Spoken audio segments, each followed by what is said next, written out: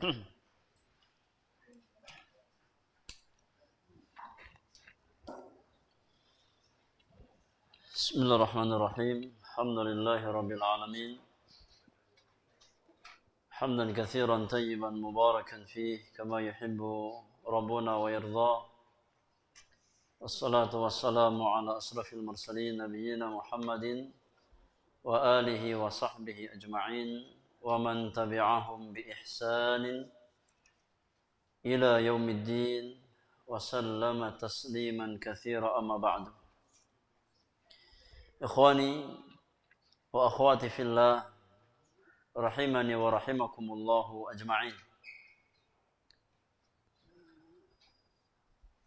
Kalau ada hal-hal yang kurang difahami atau ingin didiskusikan terkait apa yang kita bahas di malam hari ini, kita berikan kesempatan untuk bersoal jawab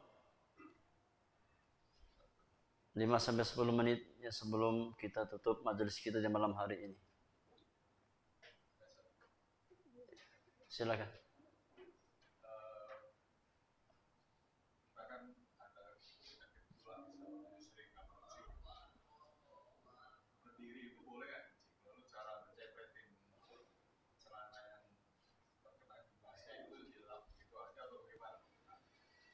Baik, barakallahu fiik. Nah, syafakallahu syifaan ajilan la ba'sa tahurun insyaallah.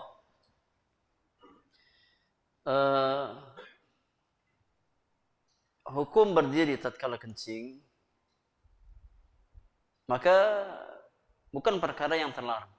Ya, boleh seseorang kencing dalam kondisi berdiri. Ya, diperbolehkan seseorang yakni kencing dalam kondisi berdiri. Ya. Bukan yakni perkara yang dilarang dalam agama kita. Ya, bukan perkara yang dilarang dalam agama kita. Adapun ini cara membersihkan ya mungkin bagian ya baju atau celana kita yang terkena yakni air kencing atau cipratan air kencing, maka hendaknya kita basuh dengan air. Ya, kita basuh dengan air. Ya enggak cukup diperciki. Ya. Karena yakni pakaian yang terkena air kencing ya kemudian cukup dipercikan itu untuk air kencing ya anak bayi yang hanya atau yang masih mengkonsumsi ASI, sebatas ASI. Ya. Adapun ya lebih dari itu, maka cara untuk menghilangkan najisnya adalah dengan dibasuh. Ya, dengan dibasuh dengan air. Ya, kalau yakni kita ada sedikit yang terkena air, maka cukup basahi dengan air. Ya, kita basahi dengan air ya sampai kita yakin sudah hilang athar dari najis tersebut, maka insyaallah sudah suci. Ya, insyaallah sudah suci. Ya, intinya ya kain yang terkena percikan air tersebut dan kita tahu itu terkena, ya maka ya dibasuh atau dibasahi dengan air. Ya kita basuh dengan air sampai kita yakin ya athar najis yang menempel pada kain tersebut sudah hilang dengan air itu. Nah, jadi tidak cukup dengan dibersihkan. Karena membersihkan air itu untuk air kencing anak bayi. Ya, yang hanya mengkonsumsi air susu ibunya. Nah, wallahu a'lam bishawab. Baik, tafadhal. Tadi dijelaskan kalau kita tidak boleh buang aja di dalam lubang karena di situ tempat tinggalnya jin sama kadang ada binatang. Bagaimana kalau kita menyemprotkan baygon atau minyak tanah ke hewan atau binatang seperti semut, kecoa, serangga seperti itu? Barakallahu fiik. Ya, ini secara asal ada hewan-hewan yang memang tidak boleh kita bunuh. Ya, ada hewan-hewan yang memang tidak boleh kita bunuh. Ya, ya kecuali dia mengganggu kita. Ya, kecuali dia mengganggu kita. Ya, kalau dia tidak mengganggu maka jangan kita ya sakiti. Dengan kita sakiti. Ya, kecuali apa memang keberadaannya yakni memudaratkan kita atau mengganggu kita. Ya. Maka hendaknya kita ya semaksimal mungkin bisa menyingkirkan hewan tersebut, ya. Kalau seandainya memang bisa ditempuh dengan cara ya kita menyingkirkan dengan tanpa membunuhnya, maka disingkirkan dengan tanpa membunuhnya. Ya.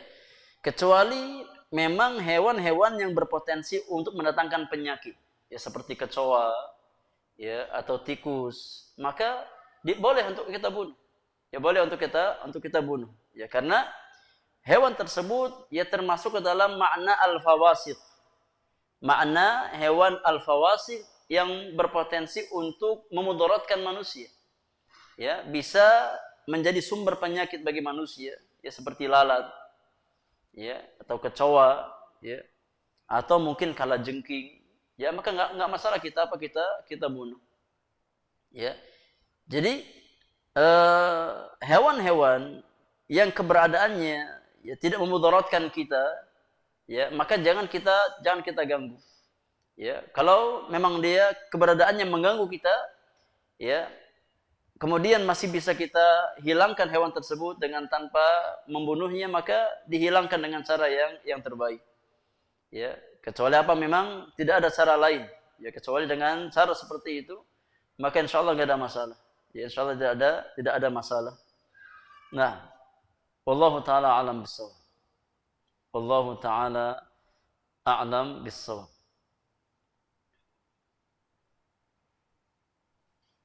Ada yang lain, jemaah? Silakan. Pada saat penguburan jenazah itu kan, kalau jalannya sempit mau nggak mau kan terpaksa menginjak kuburan itu mungkin. Terpaksa Karena jalannya sempit. Kan? Iya. Yakni semaksimal mungkin kita yakni berjalan tanpa menginjak kuburan seorang muslim. Semaksimal mungkin. Ya, kecuali memang tidak ada jalan. Ya, kecuali dengan cara yakni melewati kuburan tersebut, ya, maka kaidah mengatakan ad-daruratu tubihul mahdzurat. Ya, perkara yang sifatnya darurat, ya maka membolehkan perkara yang hukum asalnya dilarang. Ya, ad-daruratu tubihul mahdzurat. Ya, tapi selagi kita masih bisa melangkahkan kaki kita dengan tanpa menginjak kuburan seorang muslim, maka ini yang harus kita lakukan. Ya, karena sekali lagi, ya menginjak kuburan seorang muslim dengan tanpa darurat itu hukumnya apa? Hukumnya haram. Ya, hukumnya haram. Tidak diperbolehkan, ya. Adapun ya kalau memang kondisinya darurat, ya mau tidak mau kita ya harus melewatinya, maka insya Allah tidak mengapa. Ya insya Allah tidak mengapa.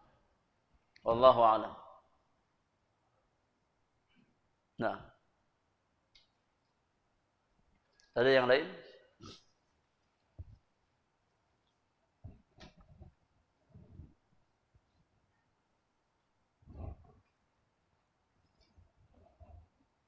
Tapi kalau tidak ada kita cukupkan. Ya semoga apa yang kita bahas bermanfaat untuk kita semuanya, bisa menambah iman kita, menambah ilmu kita, dan menjadi pundi-pundi amal soleh bagi kita semua. Apa-apa yang hak semata-mata taufik dari Allah Subhanahu wa taala, yang salah dan kurang karena kesalahan dan kekurangan ilmu yang saya miliki. Wassallallahu ala nabiyyina Muhammadin wa alihi wa sahbihi ajma'in. Wa akhiru da'wana anil hamdulillahi rabbil alamin. Subhanakallahumma wa bihamdika asyhadu an la ilaha illa anta astaghfiruka wa atubu ilaik. Assalamualaikum warahmatullahi wabarakatuh.